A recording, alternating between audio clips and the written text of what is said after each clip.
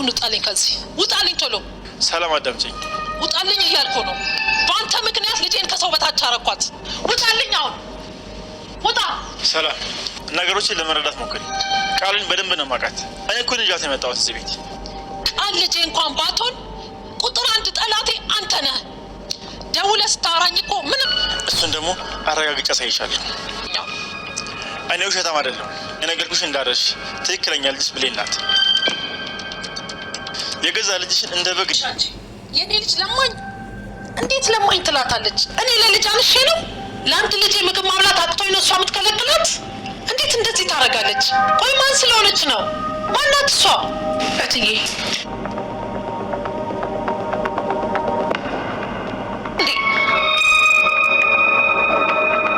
ታሾ ብሌን እንደዚህ ያደረግሽ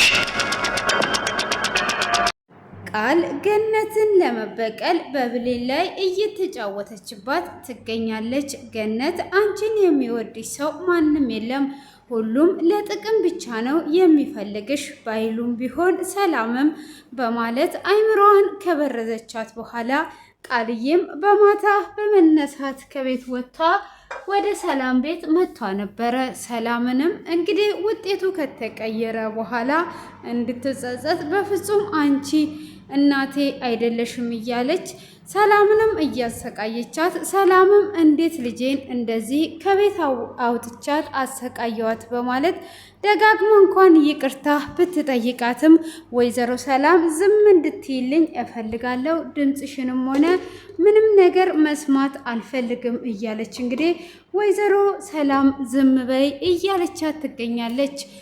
ሆኖም እንግዲህ ሳሚ መጀመሪያ ላይ ሰላምን መጥቶ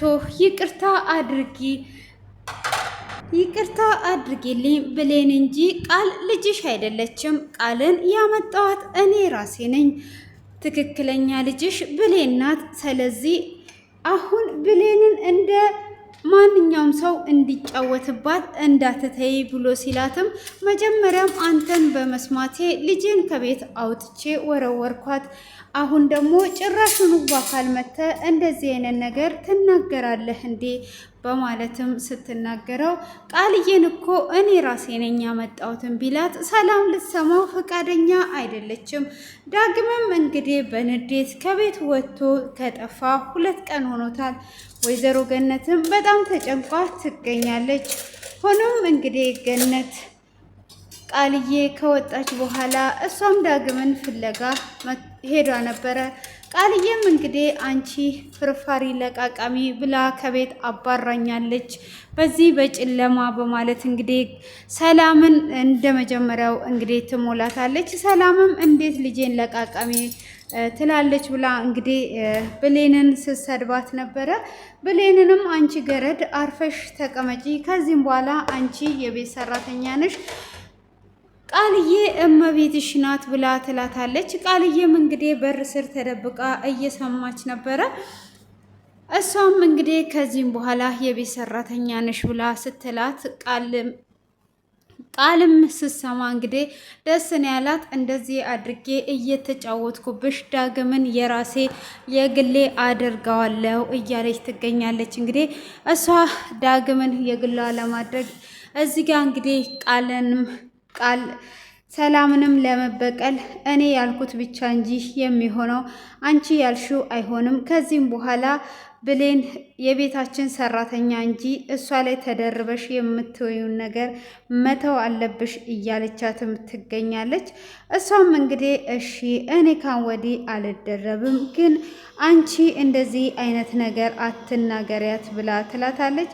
እሷም እንግዲህ ከመናገር ወደኋላ እያለች አይደለም። ምንድነው እየተፈጠረ ያለው? ምንድነው እያደረግሽ ያለሽው? በፍጹም ይሄ ነገር እንደዚህ እንዲሆን አልፈልግም እያለቻት ትገኛለች። ሆኖም እንግዲህ ይሄንን ነገር ካዲያ ለምንድን ነው እንደዚህ የሚሆነው ብላ ስትላትም አሁን እሷንም እንድትነግሪያት እፈልጋለሁ ብላ ስትል እንግዲህ ቃል ዛሬ ላይ እጅግ በጣም ነበረ እየተናገረቻት የነበረችው ብሌንም ማለት ነው። ብሌንን እንግዲህ ሰላምን በጣም ተናግሯታለች። ብሌን እጅግ እያለቀሰች ነበረ። እንግዲህ ዳግምና ቃልዬም አንድ ላይ እንዲተኙ እንዳደረገች እንግዲህ ስትነግራት ነበረ። ብሌን እንግዲህ እሱንም አላመነችም። እንዴት እናቴ በእኔ ላይ ይሄንን ነገር ልታደርግ ትችላለች? በፍጹም ይሄንን ነገር አታደርግም። ይሄንን ነገር አደረገች ብዬ አልቀበልም እያለች እንግዲህ እጅግ በጣም እያዘነች ትገኛለች። ሆኖም እንግዲህ ይሄ ነገር ለምንድን ነው በእኔ ላይ የሚከሰተው? ለምንድን ነው እንደዚህ የምሆነው? እያለችም እንግዲህ እኔ ሰራተኛ ትለኛለች እንዴ ብላ ስትልም ከዛን ደግሞ ስታስበው እውነቷን ነው። እኔ እኮ ሰራተኛ ነኝ። ስለዚህ እኔ ቤት ሰራተኛ እስከሆንኩኝ ድረስ ምንም አይነት ነገር እንደዚህ ማድረግ አልችልም እያለች እንግዲህ ብሌን እጅግ በጣም ነው የምታሳስነው። እንግዲህ ሳሚንም ካን ወዲህ ላገኝ አልፈልግም። ለአንተ ፍቅር እንደዚህ ቀላል ነው ወይ? ዝም ብለህ ፍቅር እያልክ የምትጠራው እንዴት እናቴን እንደዚህ ታደርገኛለህ? እኔ የውሸት ህይወት መኖር እኮ ከብዶኝ አይደል ወይ ከእናቴ ለመገናኘት ዋጋ እየከፈልኩ ያለሁት፣ አንተ እንዴት እንደዚህ ታደርገኛለህ? በማለት እንግዲህ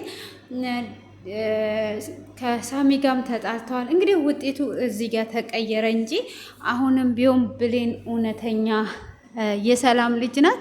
እንግዲህ አሁን ላይ ሰላም ደግሞ በመጀመሪያ ቾኩላ እንግዲህ እዛ ጋር ቃልን ከቤት ማውጣት አልነበረባትም፣ እንደዛ ማድረግ አልነበረባትም። ሲጀመር ከቤት በአንድ ማውጣት ሳይሆን ወላ ክፉ እንኳን ብትሆንባት ቃል ያው መልካምን ነገር ሰርቷ ማታቀም፣ ክፉ እንኳን ብትሆን እሷም በመልካም ነበረ መመለስ የነበረባት። ከቤት እንደዚህ አውጥቷት ልብስ እስከ ማቃጠል ድረስ መድረስ አልነበረባትም ከመጀመሪያውም። ያንን ነገር እንግዲህ አሁን ያደረገችው ነገር የቸኮለችው ነገር አንዳንድ ጊዜ ቸኩለን የምንናገራቸውን ንግግሮች ሰውን ይጎዳሉና እንግዲህ አሁን ላይ ያንን ነገር ደግሞ ቃልዬ እየተጠቀመች እየተጫወተችባቸው ትገኛለች ማለት ነው። ሆኖም እንግዲህ ገነትም ዳጊን ፈልጓ በማጣቷ እስቲ ይቅርታ ማግኘት በማለት የብሌንን ይቅርታ ለማግኘት ወደ እነሱ ቤት ትሄዳለች ማለት ነው። ሆኖም እንግዲህ እንደ ድሮ ሰው ቆማ እንድታበላ እፈልጋለሁ ብላ ቃልዬ በምትናገርበት ሰዓት እንግዲህ ውሃውን ጠጥተው ውሃው የመጠን ብላ ብሌን ላይ ስትደፋባት ነበረ ማለት ነው።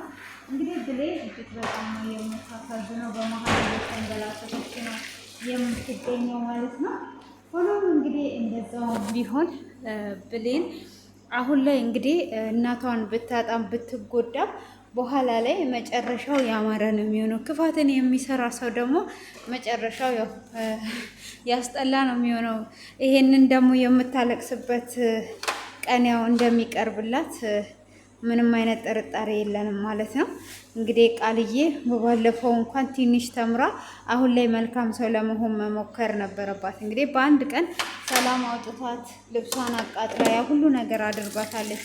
አሁን ላይ እሷ እዚህ ጋር መልካምን ነገር ብትሰራ በኋላ ላይ እንግዲህ ብሌን የሰላም ልጅ በምትሆንበት ሰዓት ሁሉም ሰው ያዝንላን ነበረ። ጭራሹኑ አሁን ከመጀመሪያዋ ክፋት የአሁኑ ክፋት ብሶባታል ማለት ነው። እና እንግዲህ አሁን እሷ እዚህ ጋር እንደዚህ የምታደርገው ያው ዳግምን ለማግኘት ነው። ዳግም ራሱ እንደዚህ አይነት እብድ የሆነች ሴት ያገባል እንዴ? አገባም። እኔ በህይወት እያለው አገባሽን ብላለች ወይዘሮ ገነትም ማለት ነው። እና ሳሚ ያሳዝናል። ያው ባይሉም ይህንን ከሰማ እንግዲህ ቃልን እንደሚቆጣትና እንደሚያስቆማት ነው። እሷ አሁን ንዴት ውስጥ ገብታ ነው ይህንን እያደረገች ያለችው። እንግዲህ ቀጣዩን በጉጉት የምንጠብቅ ይሆናል ማለት ነው። አስተያየታችሁን ኮሜንት ላይ አስቀምጡ። ወይዘሮ ገነት እንግዲህ ስትገባ ጭራሹኑ አይንሽን አፍጥጠሽ ቤት የመጣሽ እንዴ እኔ ለልጄ መቼ አነስኩ እያለች እንግዲህ እየሰደበች ነው። ሰላም ከዚህም በፊት ዳጊም በማታ በሌሊት ነበር ያባረረችው። ዛሬ ግን ብሌንን እንዴት አባረረች ብላ በጣም ስትቆጣ ነበረ። የዛን ቀን ግን ምንም ነገር ሳይሰማት የሰው ልጅ ስለሆነ ከቤት አውጥታ ነበረ። ቃልዬንም ከቤት አውጥታ ነበረ። የራሷን ጥፋት የራሷን ስህተት እንደማረም ቶሎ ብላ ወደ ቁጣ ነበረ የሄደችው ማለት ነው። እንግዲህ አንዳንድ ሰዎች የራሳቸውን ስህተት ሳይሆን የሚያርሙት የሰውን ስህተት ለማረም ይሄዳሉ ማለት ነው። እና እሱ አሁን ከመጀመሪያ ብዙ ያጠፋችው ነገር አለ። እንግዲህ ዳግምን ከቤት አባሯለች። የገዛ ልጇን ከቤት በማታ አባሯለች። ከማባረርም ልብሷን አቃጥላለች። ግን ዛሬ ገነት ከቤቴ ውጪ አይደለም ያለቻት። እሷ ያው በንዴት ተነሳስታ ማንም ሰው እንደማይወዳት ሁሉም ለጥቅም እንደሚፈልጋት ልኳን ስትነግራት ነው ከቤት ወጥታ የመጣችው እንጂ ገነት ውጪልኝ አላለችም። ገነት እንደውም ያኔ እንደዛ ሁሉ ነገር ስታደርጋት ተቀብላ ቤቷ ነው ያስገባቻት። በንዴትም በስሜት ብትናገራትም በስተመጨረሻ ለራሷም ጥቅም ብትፈልጋት፣ ሁሉም በነገራችን ላይ ቃልን ለጥቅም ነው የሚፈልጓት። እሷም እንዳለቻት ማለት ነው። ቃል ግን እስካሁን የባነነችው ነገር የለም። እሷ በቀል ብቻ ነው እሷ ላይ የተሞላው ማለት ነው። እንግዲህ ቀጣዩን ሁላችንም በጉጉት የምንጠብቀው ይሆናል። መልካምን እየሰራ እንግዲህ ፍሬውን መልካም ነው የሚሆነው ማለት ነው።